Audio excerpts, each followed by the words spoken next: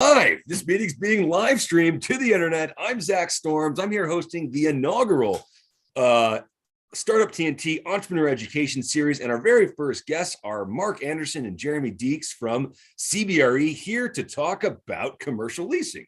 Mark and Jeremy, how are you guys doing today? Really good. Yeah, thanks for having us, Zach. Yeah, we're doing fantastic. Excited to be here. Always happy to be talking with you, Zach. It's always exciting for us. You guys are looking good. You're looking sharp. And I even see you got a nice little Startup TNT A in the background there, Mark. Is that your office? Is that there all the time? Is that your office? Yeah. This is our team that Jeremy and I have here at CBRE. And everyone's behind us there. Hopefully we don't have too many visitors kind of walking by, peeking in to see what we're doing here. But that's us. Okay, listen, we got a lot of people on the Zoom call right now.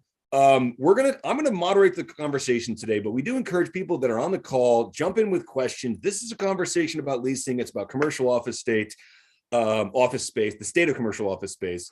And so we got a bit of a framework about what we're going to cover today, a little bit of overview about what's going on, what these guys do at CBRE, what's going on in the market itself, and then understanding like kind of a basic level for all of us that are new to commercial leases. How do they work? What should we think about when we're looking for office space?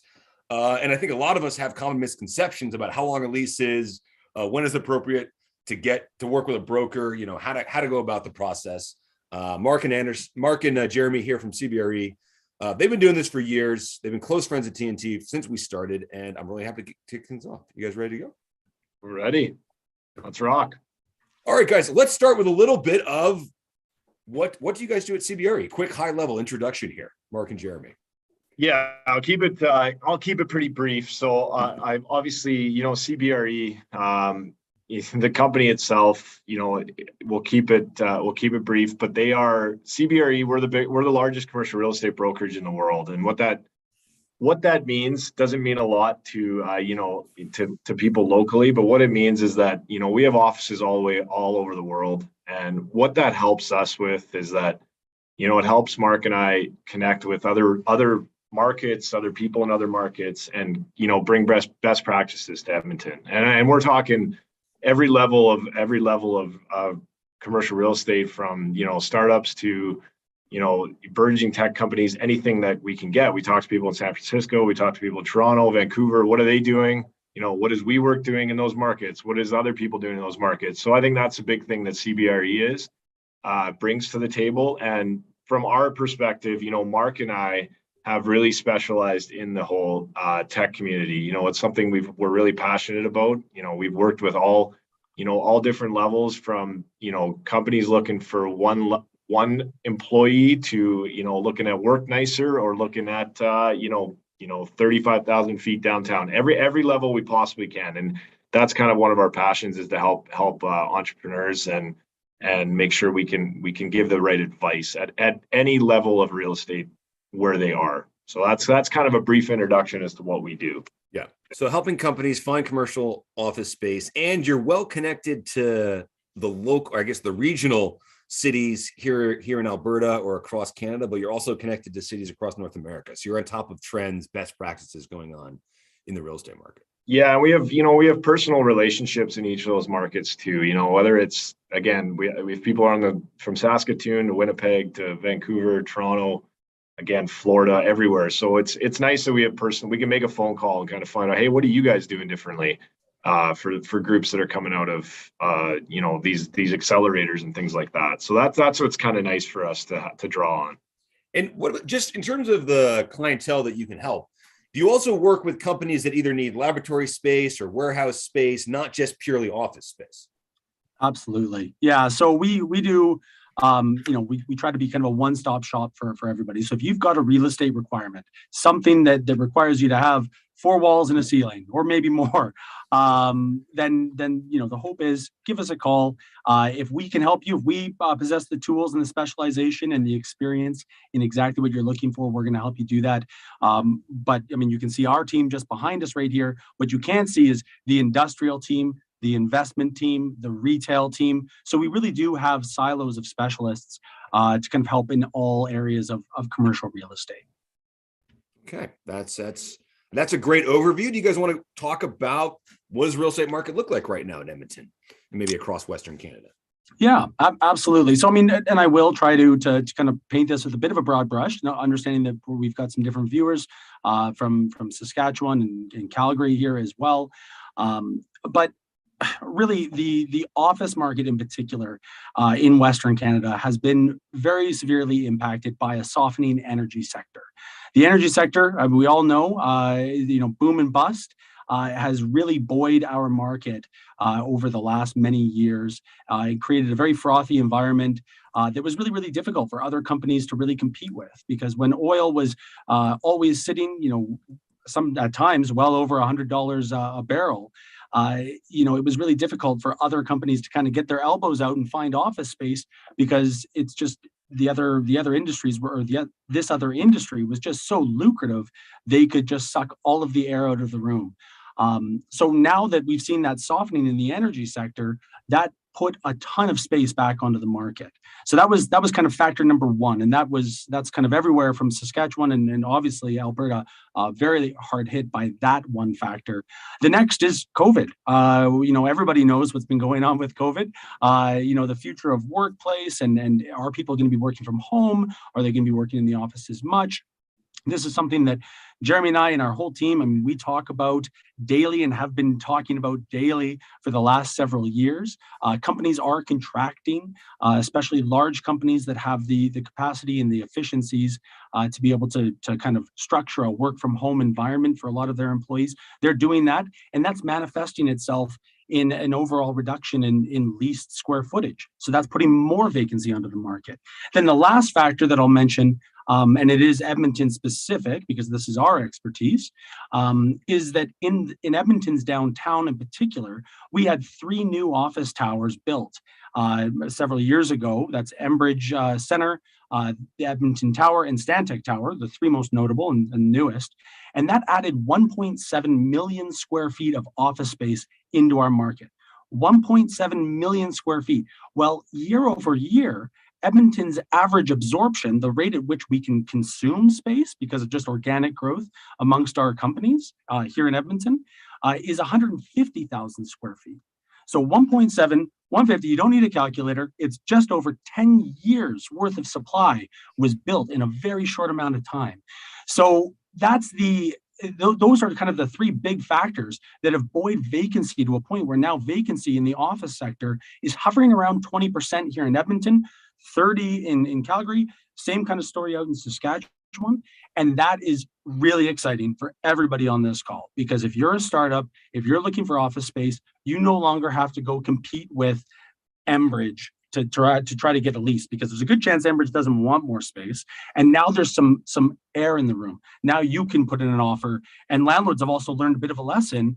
They don't want to be overcommitted with all their eggs in one basket, saying oil and gas, engineering. Now we're starting to see very sophisticated landlords say, actually, I'd like to diversify my portfolio. I want to make sure my building has some solid oil and gas engineering style tenancy, but there's room for some startups. Let's take a gamble on some of these, because we've definitely been seeing what's happening in Silicon Valley. And if we can capitalize with that kind of growth with some of the local tech companies or startup companies here in Alberta or Canada, we want to do that too. So very high level, that's kind of what's going on. The takeaway, it's a good time to be starting a company right now that might be needing office space.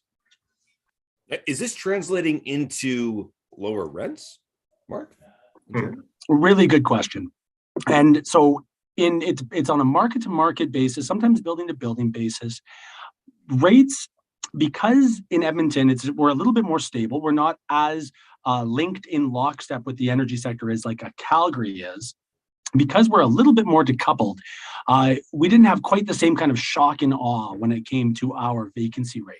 And because we didn't have that same kind of shock, landlords were able to more cautiously adjust their financial parameters. Now, the net effect is still incredible for tenants, but what that does mean is that the face rate, and Jeremy will talk more about some different terms in leasing and what exactly that means, but the face rate, the rent that you're paying, that number is still actually pretty close to what it's always been. In a Class A building, you're $16 to $18 per square feet, or per square foot, pardon me, which is roughly the same as it was 7 years ago, 8 years ago. But the difference is now when you pay $16 to $18 per square foot, the landlord's going to give you $12 per square foot of inducements. They're going to give you a pot of money effectively that can be used as free rent. It can be used to construct your office space. So that's the big difference. So the deal is still very, very good, and it can still manifest itself in a situation where you're paying less on an annual basis. But the optics, a lot of people scratch their heads and say, I thought the market was terrible. Why are rates still so high? And that's the reason why. There's a whole hidden component that people don't see. And one follow-up question on this, is that price per square foot, does that vary widely by either how large of a space you're renting or where in the city you're renting? Yes. Yeah. It does vary. It's building to building, depends on the kind of the type of landlord, maybe how much pain they have elsewhere in their portfolio. Certainly downtown versus suburban can create a big disparity in the rate that you're paying. There's another component, operating costs, which also kind of make a big impact on where you're looking in particular. But for the most part, yeah, and sorry, in the last one that you brought up, or maybe it was the first one, Zach, if you do, there is a kind of a wholesale discount. If you come along and say, I want 1,000 square feet, you're probably going to pay a little bit more on a per square foot basis versus somebody that comes along and says, I want to take 10,000 square feet. So there can be a little bit of a bulk discount, to put it that way. Okay, but all right, good to know. So no questions coming in from the audience. That's okay. Audience, feel free to throw some questions in the chat if you have anything specifics. I think we're going to start diving into how leases actually work. You guys ready to do? Are we ready to move on? We're ready. Let's do it, Jeremy. So let's talk about how leases actually work. For those of us like me that have never signed a commercial lease before. That's, you know what, that's and there's a lot of people, and the funny thing is even companies that have lots of office space or have one office space that is 25,000 feet or 1,000 square feet, you're only doing this every 5 years, and so or some less, 1, 2, 3, 4, 5 years. Like, we're doing this every day. So that's the difference, is you got to understand that it's not something that comes naturally to everybody. I mean, before Mark and I got into this, we didn't even know what a commercial lease was either. So I get it. Like, we're at that point either. We thought everyone downtown owned all those buildings and that they just RBC owned those buildings, but they don't. Everyone is leasing, or for the most part, most people are leasing. So, I mean, there's kind of four major components to, well, 4 or 5. There's kind of some major components to an office lease. There's your basic, we call it kind of your basic terms, your basic term sheet. I mean, the really big things to consider, and this is going back to Mark's point, is like there's one big kind of pool of money, but the big things are your base rent is going to be a big thing. Most rents in Edmonton, and especially actually in Western Canada, are what's called triple net rents, which means you're going to have a base rent cost, and then you're going to have your operating costs, which is going to be a separate cost. So your base rent is going to be that rent that Mark was talking about, 16 to 18 kind of thing. And then there's an operating cost number that is, that's going to vary year by year. That's your taxes, your building insurance, your utilities, your janitorial on the building, your common area maintenance. So those are 2 separate, completely different components. The base rent is set. The operating costs can vary. Now, landlords don't just drive those up as much as they can. They have to remain competitive with the market. So they try and maintain those at a certain market as well, but they can vary year to year. We generally, financially, we inflate them at kind of an inflated value of 3% is typically what we think of. So those are your 2 basic terms, but the other things to consider are, Mark talked a lot about how Jeremy, can I ask a question before you go on to the next terms? Yes, of course. So when we talk about the triple net rent and we talk about the pricing, yes.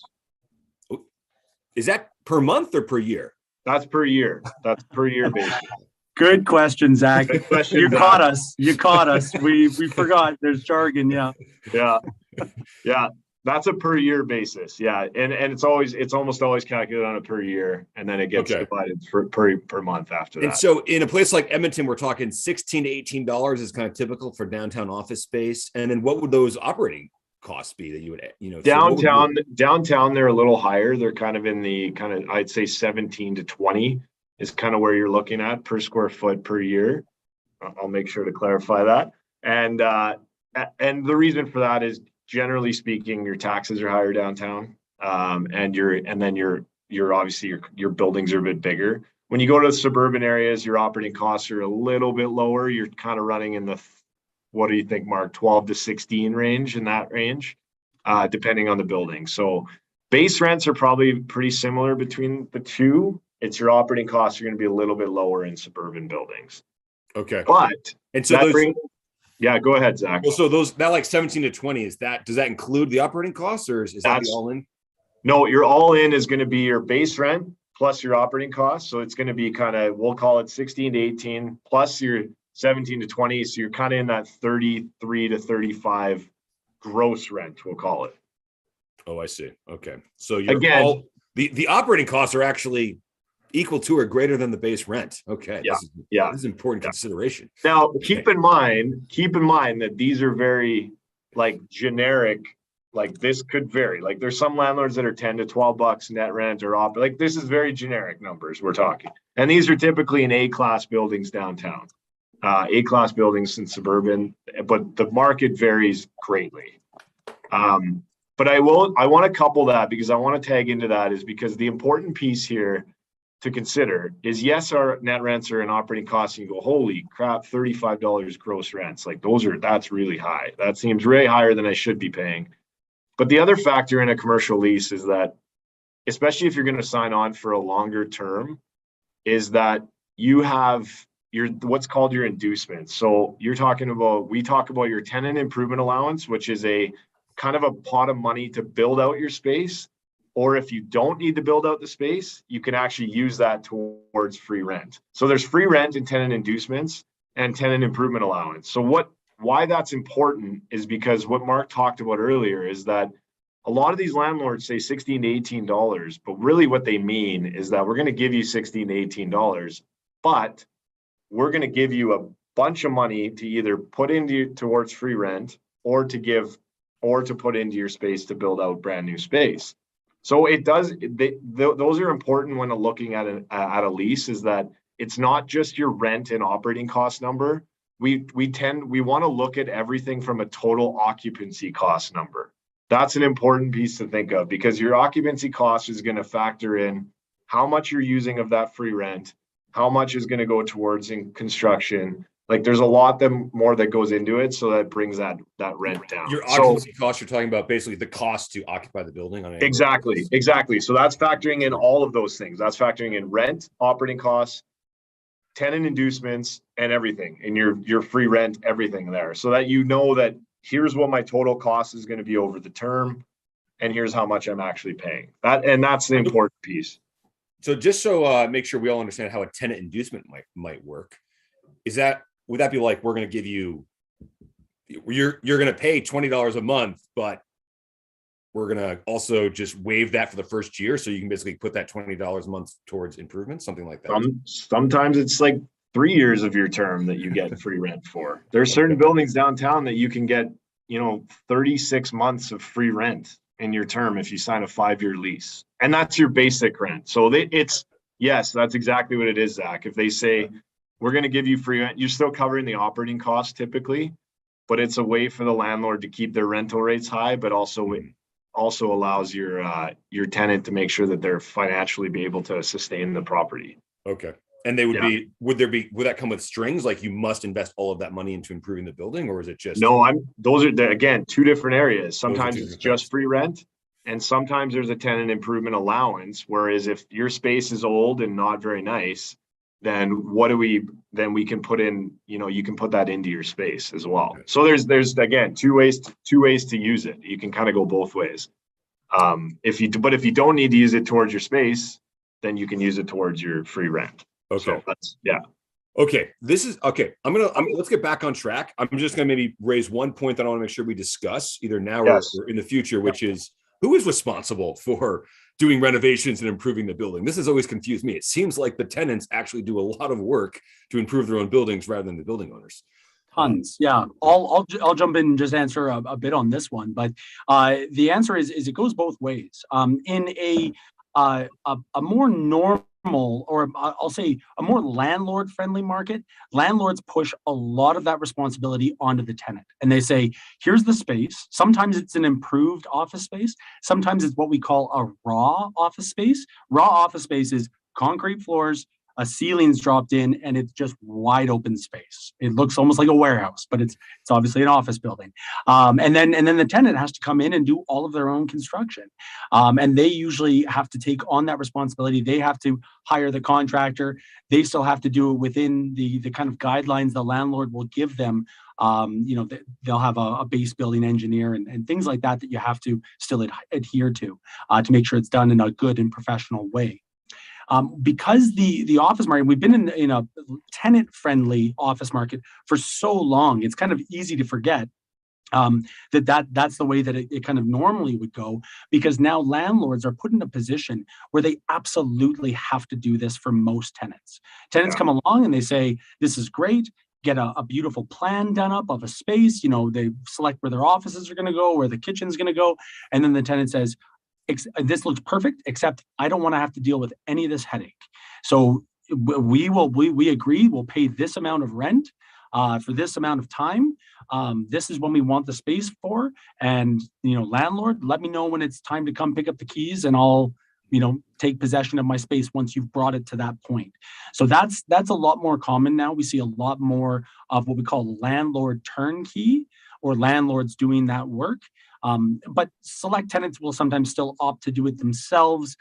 There's a myriad of different reasons why, some efficiencies and things like that, and they just want to be able to control every single, point or aspect of the construction. Yeah. Okay. Well, I would say, Zach, from a typical startup, or like not even a startup, but I would say most companies are generally looking for landlords to have space ready for them, because they don't want to spend the money. They don't want to take the risk. They don't have the time. We don't want to take the risk of construction costs. So I'd say, generally speaking, more landlords are looking to do the work for the tenants. Yeah. Okay. I was also just thinking about certain types of companies. Maybe this is a little bit of a smaller subsection of the market, have specific needs where they want to convert a warehouse into a laboratory, or they want to convert warehouse into office space. They want to do various things. And our landlord's open to this. What does that situation look like when you want to take an old building and kind of renovate it in a new way? Polar Park renovated their building into a brewery. That is typically going to be, that'll land more on the tenant side, because that's going to be more tenant specific. So landlords on the office side are typically more inclined to turnkey space, because office space is generic enough that you can reuse it. Whereas if you have a specific use, generally speaking, you're generally going to fund that yourself. And also, it touches on a bit of a different area, is that we're talking a lot about the office market right now. When you go into the industrial market, it's a very different world. And what you're talking about from warehouse space, because Mark does a lot on the life sciences stuff. Mm-hmm. That's a different world, because the industrial market is actually doing really well. Okay. So that's a different, landlords are going to react a lot differently on the industrial side than they are on the office side. So, yeah. I'll also just take a quick pause. We got a couple of great questions in the chat. Connor, I think we'll get to your questions maybe a little bit later on, because we're going to touch on some of those subjects. So we'll circle back with you. Amanda, you lobbed us a great easy one to quickly touch on. So that's the one we'll quickly knock out and then continue on here. But Amanda asked, how crazy were inducements in a market like Calgary during COVID and the energy sector softening? And I mean, that's exactly right, Amanda. That was a perfect storm. And I think a lot of people that know people that are working in Calgary have heard about how difficult things are right now in their downtown. Vacancy spiking around 30%. I always like to kind of think about that, because it was pointed out to me by an economist, just saying, look at the skyline of Calgary and imagine every third building is statistically vacant. That's mind-boggling. But anyways, that touches on something. I'll introduce one concept. We don't want to overload people too much right now. We're already talking about a lot, but it's something called a net effective rent. Net effective rent, tenants don't usually have to concern themselves with this. This is the language in which a broker like Jeremy and I talk to landlords in. Net effective rent is just, at the end of the day, the landlord gave you that pot of money. We keep calling it that pot of money. You're paying them rent, but how much money is the landlord actually making? That's what the net effective rent means. And there's some arithmetic amortization schedules that go into that. But during those crazy times, Amanda, in Calgary, when it was really, really, really tough, the net effective rent, landlords were starting to do negative NER deals, NER, net effective rent. And what that means is the landlord was actually technically losing money over the term of the lease. The only thing that would be maybe counter to that is that the tenant's still paying the operating costs and the property taxes for the space. So at least so it became a mitigation strategy for landlords, saying, okay, I'm going to lose money over the next 5 years, 10 years, whatever it is. Let's just make it so I'm losing less than what I'm doing if it's a vacant. So they were doing negative NER deals. Edmonton saw a lot less of that. Edmonton, when Jeremy and I did a couple of negative NER deals when the timing was perfect, and finding the right landlords that needed to be relieved of that kind of pressure. But right now in Edmonton, the NERs are in around that $3 to $5 range. And Calgary, I think, has cooled off a little bit. Now I think their NERs are kind of in the, $0 to $3 range for kind of the types of assets that a lot of people on this call will be looking at. Yeah. Okay. Thank you, Mark. And yeah, absolutely. We want to get to Connor's questions. We're going to spend a big portion of this, Connor, talking about what to think about when you're approaching that leasing question. And actually, one thing we want to talk about, Jeremy, is maybe on this topic is how are leases structured, and what are the different types of leases that are out there, and which ones might be more appropriate for startups than some of the traditional leases structures. Yeah, so there is a number of different leases, and especially we talk about the market being changing across the world, and this is where I think that there's been a lot of Edmonton in particular has lagged a bit on that from the landlord side. And what I mean by that is landlords are getting a lot more creative with the way they structure leases. There's your traditional lease is what we talked about before, but there's also ways that you can get in. There's things like subleasing space off of tenants. Like you could structure deals accordingly with a sublease of a tenant. That's just basically they have a head lease with a tenant, you're subleasing off of them. There's co-working space that you can get into that is, you're paying a gross monthly rent and you know exactly what you're paying. So there's a lot of different, and we don't need to go into too much detail, but landlords are structuring leases in different ways now. And the fact that, this is going to touch a bit on what Connor was asking as well, is that, maybe you think you're going to need 5,000 feet in 3 years or something like that, but you only need 2,000 feet right now. We can structure leases that you're going to grow into that space, or, some landlords are more, going to give you extra rights to take over space, or you're only paying on a certain portion. So leases are getting a lot more, and I say flexible because if you ever read a lease document, it's incredibly landlord friendly. Like they're always landlord friendly. You're never going to read this and be like, I feel great about this, but they're never going to change that much, to be honest, because there's a lot of risk involved on their side, but they're getting a little bit more flexible for the tenants, and you're able to push certain things a little bit differently on the tenant side. And so that's what I would say, is that don't ever think that you have to be in a traditional lease structure from like a 5-year term and all that. There's a lot of times where it's, 1-year terms, 6-month terms, 1 year with an option to do 3 years, 1 year, like there's options out there. And I think that's the important takeaway, is that there are ways to kind of structure leases now, especially with the way the world has changed, in a way that's going to make sense for especially for growing companies. Yeah. Okay. Thanks, Jeremy. I remember the founder of Jobber gave a presentation a few years back and talked about how they were really excited. They found this new space. They signed a 10-year lease. They're like, we're going to be set for 10 years. And I think they outgrew it in the first 12 months or something. Yeah. So. and so Jobber was interesting because when we did that deal with Jobber, that was, we gave them rights. And I don't think I'm telling stories out of school here, but they have rights to expand. So especially for people on this call, and Connor, we're talking a little bit about one of your questions here. We can build in protections into a lease where we say you have a right of first offer, a right of first refusal, expansion rights on adjacent floors in a building. So anyways, that's exactly right. And so it's just about being smart and making sure that you're trying to think about those things ahead of time, or you're hiring an expert to help you think of those things ahead of time. Okay, so we got a sense that leases can actually be quite flexible and negotiate in different terms right now in this state of the market.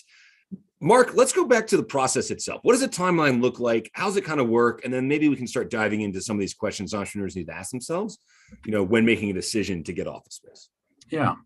And so this is where we have the greatest, or this is the greatest source of friction that we have with a lot of our clients upfront is having to be the bearer of bad news. They call us and say, great, we need space. It's May 31st right now. We want to be in June 1st. And we have to say, I am so sorry. This seems like this shouldn't take this long, but you're looking at about 2 months before you're going to actually be able to occupy space. And I'll go through a little bit of the timeline. And of course, there's always exceptions to every rule. Jeremy and I both have done deals that were done, signed, keys delivered within a week. But those are definitely the exception, not the rule when it comes to commercial in particular. So we always try to encourage companies to be out in the market and looking for space at least 6 months prior to when they think they're actually going to want the lease to commence. But then also, because we're in that super tenant-friendly market, landlords just want the peace of mind to know eventually someone's paying rent on this space. So we can actually go out a year, sometimes a year and a half in advance, and you don't have to start paying rent for another year and a half.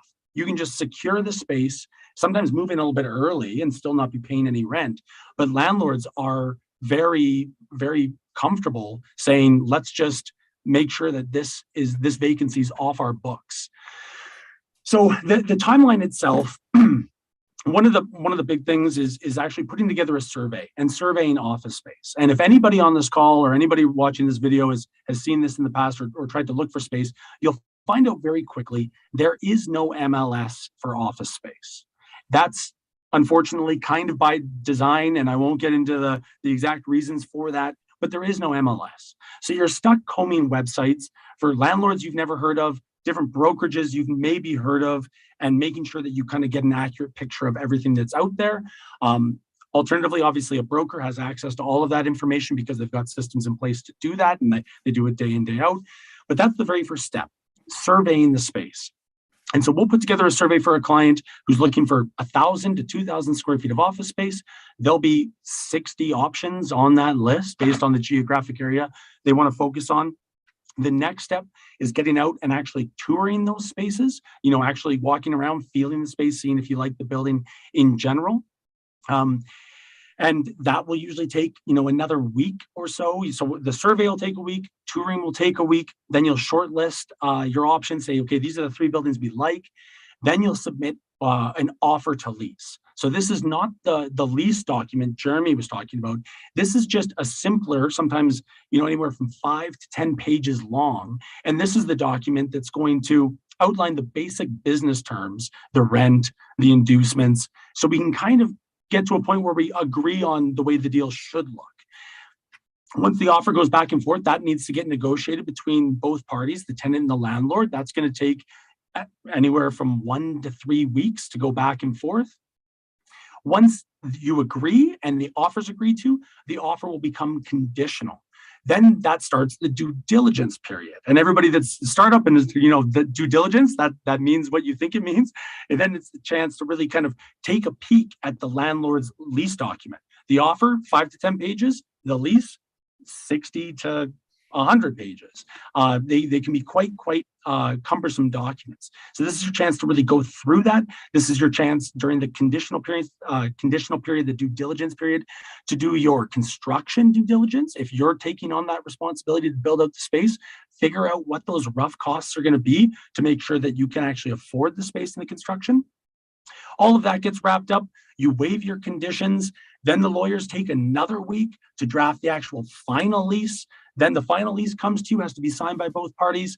And then after all of that is said and done, then you finally get to occupy the premises. So it always feels like it should go faster than it does. And that's where we always have to kind of give the advice to say, get out in the market a little bit earlier than you think you might need to. There's always ways to slow down the process, especially in a tenant-friendly market. There's always ways to slow it down. But unfortunately, we see it time and time again with so many of our clients just haven't given themselves enough time. And then that causes them to be in a situation where they have to overpay for office space or just not get the perfect space for them. So minimum 2 months almost sounds like you should give yourself more than that based on this. Oh, yeah. It's kind of like getting ready to buy a house, if I equate it. Instead of renting an apartment is relatively straightforward. Buying a house takes a few months. This sounds more like buying a house with the amount of work that you're doing. Absolutely. Okay, Mark, I have a question for you before we move on. Entrepreneurs are often in this kind of like 4 to 5 to maybe up to 20 person range. What size of space are we talking about is usually a good fit for those of us that have trouble imagining square footage in our heads? Yeah. So we've got a few rules of thumb for that. It depends on the style of space that you want to have. We are in an open concept design in our office. We love it. We love the benefits that come with that. It's also very, very efficient. So the square footage that we would normally attribute for a small company, if you are in that kind of 5 employee range, if you're going to be open concept, you're about 150 square feet per person, kind of at that size range. There's obviously economies of scale. Once you get up to a 200 person organization, you don't need as much allowance for circulation areas and a kitchen and a reception.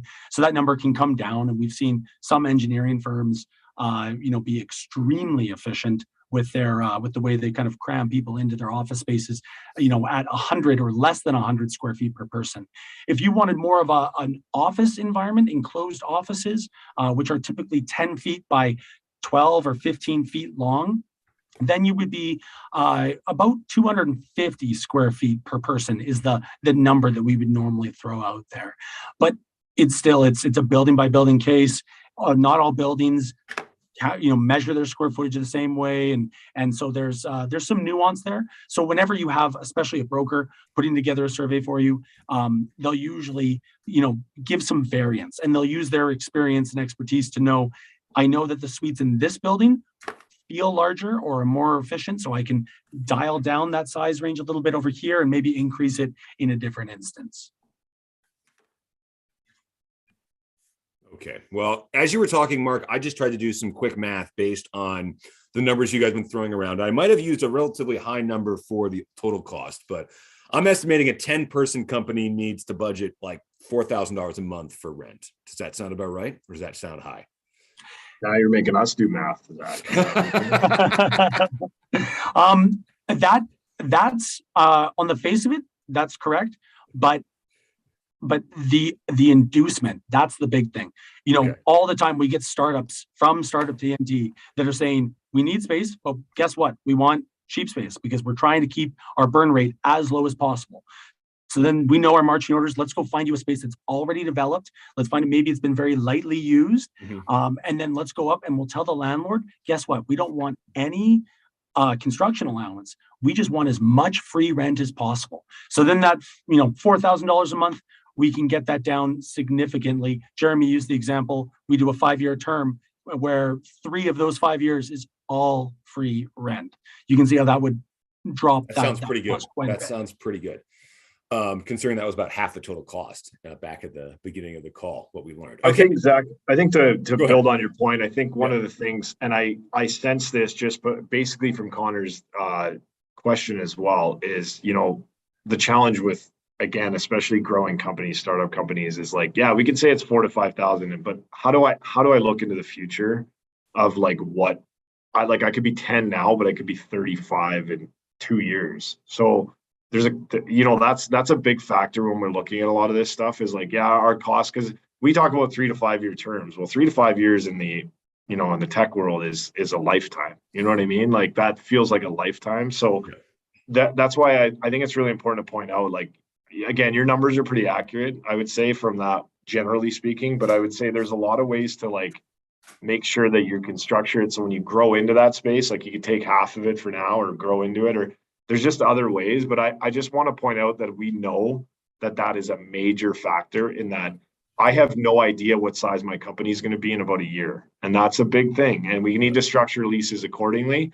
But the good thing is landlords are getting more creative. But if this was 5 years ago, I would have said, there's not a lot of options here, but right now there's a lot more options. So I think that's just an important piece for a lot of startups and entrepreneurs to know, is that, you know, we got to structure those leases in a particular way when you're doing them.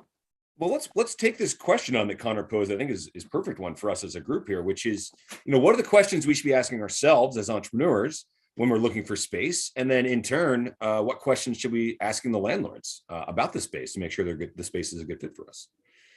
Well, asking yourselves, I mean, again, one of the hardest things, but you do need to do a little bit of you know, projections, and it's a question we ask, you know, right away. And it doesn't have to be 5 years down the road, but like, what do you expect your hiring to be in the next 12 months? That's probably a good one to think of. Like, what are you kind of thinking your hiring to be? And the big factor that's changed, especially in the last 2 years, is how many do you expect to be working in the office? How many do you expect to be hiring? Like, we're finding now, like, you know, a company I work with is Granify. They're you know, a tech company locally. They're now hiring all across North America because they can. You know, they're growing in Austin a little bit more than in Edmonton, because. So where do you expect those people to be? Do you expect them to be at home? Do you expect them to be? So that's a big question, because that's going to influence your real estate decision. Is how many people do you expect to be in the office, and how many days a week do you expect them to be in the office? Which is, as if this wasn't complicated enough to start, that's adding another layer, because you're going, well, how many people? I want to build a culture. And that's another thing that I would say, especially from a startup or a tech company, is what kind of culture do I want to create in this office? And these are things that we hear all the time. And how do we guide that? What kind of culture do I want to create? Do I want this? Because that's an important piece when looking for real estate. How does your culture going to be driven moving forward? Is it, and again, this is going to tie into the landlord question, because what kind of landlords are going to promote that culture? What kind of landlords are going to put amenities in their building that are going to promote the culture that I'm trying to create in my office? And that there are some that are really good at it, and there's some that are slow to catch up on that. So again, there's a couple things there. Mark, do you have anything to add to that? I'm sure there's more to add, but. Yeah, no, that's exactly it. It's try to look into the crystal ball as much as you can, and figure out what it is that you want to achieve. The sliding scale that I also like to use is that, you know, term length and rent paid are inversely proportional to one another. The longer term that you can commit to, the better deal you're going to get, the lower rent that you're going to get. And it's a trade-off, especially for startups. Like, you need that agility to be able to kind of pivot and change and take more space, maybe give more space back, and looking for opportunities to do that. I'll name drop another one, but we just did a deal with Honestore, right? And just helped Honestore figure out what they needed. And you know, they're killing it right now. And so the major consideration was, you know, Mark, like, make sure that we're not landlocked. Like, make sure that we've got room, flexibility, and make sure that you find us a landlord that you know, is going to resonate with what we're doing, and understands that you know, we care about amenities, we care about having some things that are kind of common to us. You know, we don't want to just be in, you know, someone's dad's law firm's building or something like that. Like, we want to be someone that's a little bit more forward thinking. So yeah, that's, I think, try to look into the crystal ball as much as you can. And we know how tough that is. Connor, talking a little bit about one of the things you asked was, you know, what are the pitfalls? What should we ask landlords about?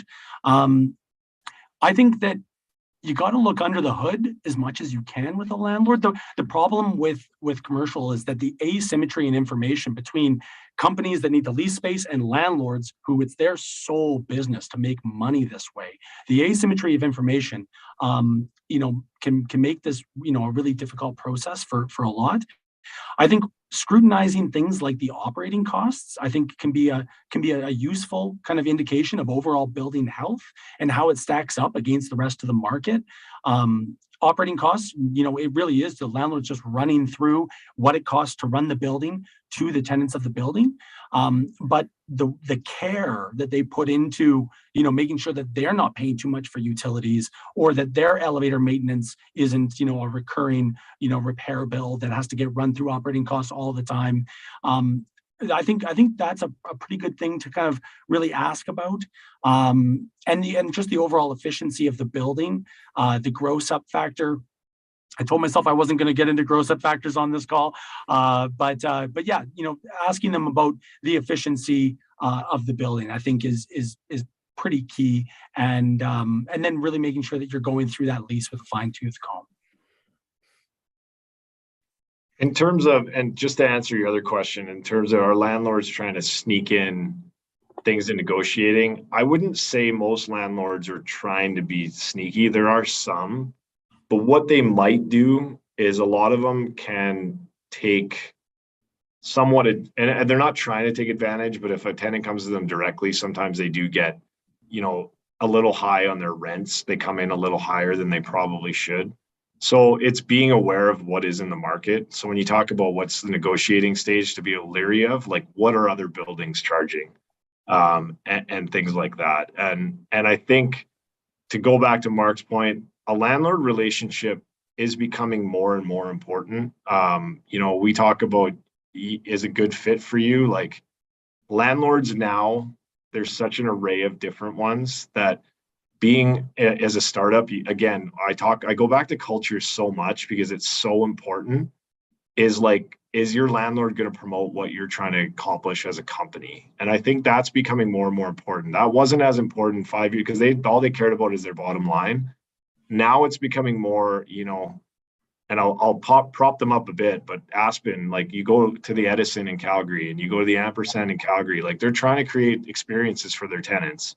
And that's an important thing for an organization. So as much as the financials make a big difference, I think the culture and the other stuff is as important. And I think that's where, we are happy to offer guidance. We deal with them all the time, but those are just important things to think of too. So.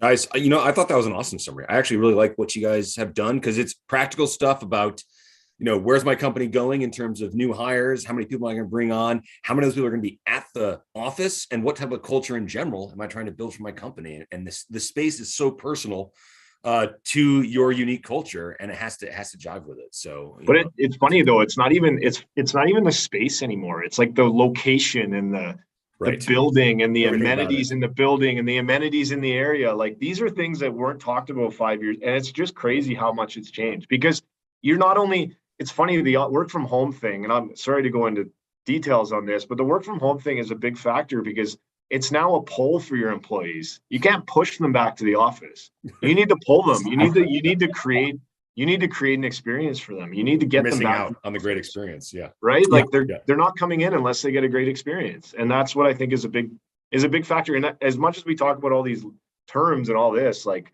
there's lots of guidance on that side of it. Is like, what does the culture look like? What is the experience in the building? And that's a big piece. So. Okay, listen, guys, we got about 10 minutes left. If there's any questions on the call, feel free to share them. Otherwise, I'm thinking about this, Mark and Jeremy. We got a list here of a few bullet points of common misconceptions. How about I fire them your guys' way, and you guys break them down for us one by one? Okay, how's that sound? Do it. All right, so a lease must be a long-term commitment. False. It doesn't have to be long-term. Yeah, we've done 1 month leases. We do 1 year leases. We do leases with termination options. This is a creative solution to a lot of these things. Is sometimes we give landlords that 5-year term, and then we say we have certain predetermined exits where we can exercise and break the lease at certain points throughout that 5-year term. So yeah, no, leases, it's a very common misconception. They don't always have to be long. Okay. Leases are flexible, and they don't have to be 10 years anymore. That's a time of the past. Yeah. That's from a time in the past. Using a broker costs money. You guys are brokers. What does it cost me to work with you guys? Yeah, this is something where we always want to tread lightly around this subject. There's a school of thought to go out and say we're absolutely free to use. Landlords pay for brokers directly, like a mortgage broker for your house. Usually you don't ever have to pay the mortgage broker directly. They receive their commission directly from the lender. Same thing with commercial real estate. All commercial real estate, or I shouldn't say all, but almost every single one is compensated directly by the landlord. You're paying the landlord rent. The landlord pays our commission. So, we don't want to say that it's that you're not paying for a broker. However, something that not many people would realize is that a broker's commission, that commercial real estate is a very sophisticated industry. And if you're underwriting a building, and if you're trying to predict what your costs are going to be to lease space, you're probably going to put a broker's commission as a line item cost to lease out that office space. I think a lot of people would lead to the idea, if I don't use a broker, that money can then go into my pocket. Sometimes that's true. How do you know that's true? Yeah. I think that brokers, we add a ton of value. This isn't just us tooting our own horn. All brokers add a ton of value because we do hundreds of transactions a year. Yeah. So we really do know, where the last deal was done and how far we can push. Right. And you're not necessarily getting the savings because it's built into the business model of the landlord to use brokers. I would definitely argue you might not get the savings. Plus, you're missing all the expertise you guys bring. Well, and I would definitely argue that whatever, the commission is definitely offset by what we're able to negotiate for. Yeah. Absolutely. Yeah. But I no, mean, you it's don't- the same, you like don't buying a pay- house. Most people, when they buy a house, use a real estate agent. I certainly did. Sorry, Jeremy, go ahead. Yeah, exactly, Zach. You don't pay if you're using a real estate agent to buy a house, you don't pay that Right. broker. Like it's not an out-of-pocket expense. But we are leery to say that there's an expense there somewhere. Someone's paying for it, but Okay. it's not something a tenant has to pay directly. Right. It's not like when I sign the lease, there's an added line item that says Mark and Jeremy get a payout here for an extra $100 a month or something. No. Okay. And then who requires a broker? Using a broker is only an option for established companies. Is that true? Definitely not. Yeah, go ahead, Jeremy. I answered that. Definitely not. No, I think the important piece to think of is that, we talk to tenants at every stage of their real estate decision. Like it could be a idea, and I just want information on what the market looks like and how much it costs. I want to know, generally speaking, how much gross rents are, and I don't even have a company idea right now. And that's how we provide it. We also we have a team of 5-6 of us that we can all help you with that too. So it's any level, because I think it's important. I mean, again, keep in mind, there's a lot of companies that we've worked at that started as 2 to 4 employees, Right. and are now up to 100 employees, right? There's always ask questions. We're always here to answer questions. That's the biggest thing. Yeah. You guys dropped Honest Door earlier. Honest Door raised money at Startup TNT a year ago. They were the winner of our spring summit, and they might have only been 2 to 4 employees. I think they might have been 4 employees then. I think they might be up to 10. Yeah, and you know what, Dan at Honest Door is a perfect example. We give Dan a lot of information on the market. Here you go. Here it is. His first deal, we actually weren't even a part of, but we were just happy to have that relationship, and really kind of build that level of trust, and then we're able to help later on down the road. I think that, the myth that, only really established companies use brokers, is definitely worth dispelling, because the best clients we have are the ones where we were with you when you were, a company of 1 or 2 or whatever the case may be. And we like to grow with you, because then we really know how to look out for your best interests. Okay. Thanks, Mark and Jeremy. Okay, let me ask the next one, and then we're going to take Tara's question. So, Yeah. Brokers only do traditional real estate deals. True or false? I think we dispelled that already. Of course we did. You guys have been talking about this all day long. Yeah, we've already all hammered kinds of that one deals. home. Let's leave that one. Hey, we're basically, I think the message is we're here as a resource. I think that's the important piece. We want to make sure that everyone understands we're here as a resource. We're not here to charge you. We're not here to do anything. We're here to help. Obviously, it's our business model to work with tenants and work on their deals, but we're here to help, and we're here to not just, any level, any questions. Zach, there's never a bad question. We're going to answer it. I asked a lot of them today. And I think that's really the important piece, is just to say we're here to help and let us know what we can do. So Yeah. Absolutely. Okay. Do you guys see Tara's question here? Curious how easily the content transfer to a kitchen lease for a food manufacturing space would be. So I'll answer this first, and then I'll let Mark take the rest. But I think a lot of the terms we talk about are going to be almost identical. And it depends on, and it's all, again, we always say it depends on the style, but it depends on the type of food manufacturing space. But again, I will say the industrial market is significantly different from a landlord. The vacancy rate in industrial is sub 5%, I believe. So there's a bit of a different area, but it also depends on what type of space.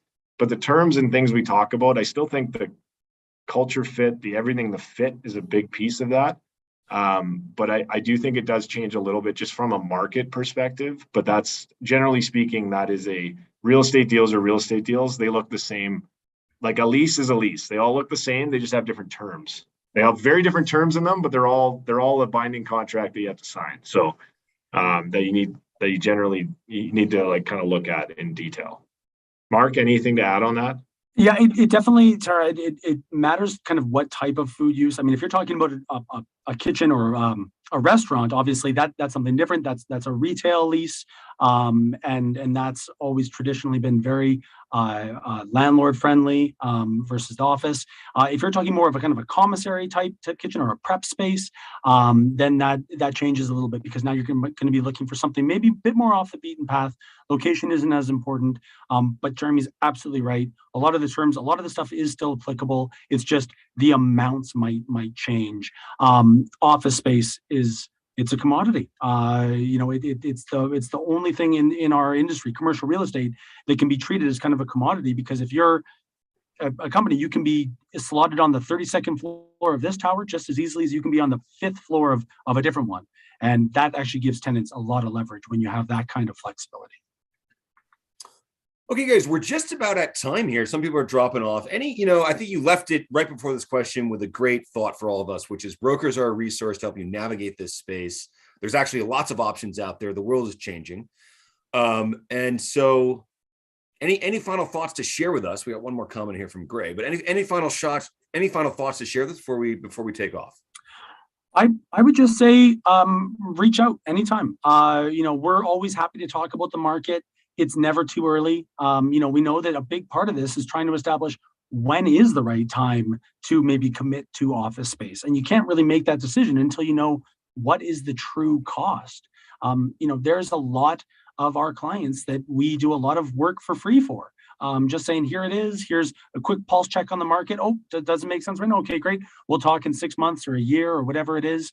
I think that's the big thing. Just reach out anytime. Jeremy? Well, here, maybe Gray's comments, we just want to chat about briefly. The broker role, are you a neutral party? Whose interest are you representing here? Vendors engaged us. The tenants engaged us. That's who we're representing. I completely agree with him. You always need suitable legal representation. We are not lawyers, and that's on the lease perspective. Lawyers will negotiate the legal terms of a deal. We negotiate the business terms of the deal. That's kind of the two different things. Okay. But a lawyer is very important to have. I thought we might have mentioned that, but we didn't. But it's always important. But we always represent the party that that has engaged us. We're buying a house. There's two. Exactly. I just wanted to add in as well, just because we're talking on legality here. We are licensed here in the province of Alberta through RECA. As soon as we have a client, we are then bound. We have a fiduciary obligation to that client, and we can lose our license if we do anything untoward or anything that would compromise our client's position. So we take that extremely seriously. Yeah. So just want to make sure I address that as well. Yeah. And so how do people get, maybe a couple of things here. If anybody wants to get in contact with Mark and Jeremy, let's hear about it. And if anybody wants to talk to a company that Mark and Jeremy has helped in the past, we can share some references for you as well about what their experience was like. So how do people get in contact with you, Mark and Jeremy? Good question. So we've got anywhere they want. I can give you my phone number right now. No, we're on LinkedIn. You can Google search us at CBRE, Mark Anderson, Jeremy Deeks. You can. I think Zach. I'm gonna send everybody who registered a follow up with a link to your CBRE profile so they can reach out directly to you guys, and a link and a YouTube link to this, so everyone will be able to reach out to you directly through the CBRE website. And I think, we're just at time here, so we can probably leave it here. I just want to thank everyone for joining us today. We actually have a series of education sessions. So thank you so much for kicking us off, Mark and Jeremy. Next week, we're talking about employee stock option plans with Justin Russo from KRP. So thanks again, guys. Join us next week. And for those of you down in Calgary, we're going to be at Adventures, and we'll be at Startup TNT down in Calgary this week if you want to stop by down in Calgary. Well, Thanks very much for having us on, Zach. Really appreciate it. Yeah, thank you very much. Thanks for everyone's time.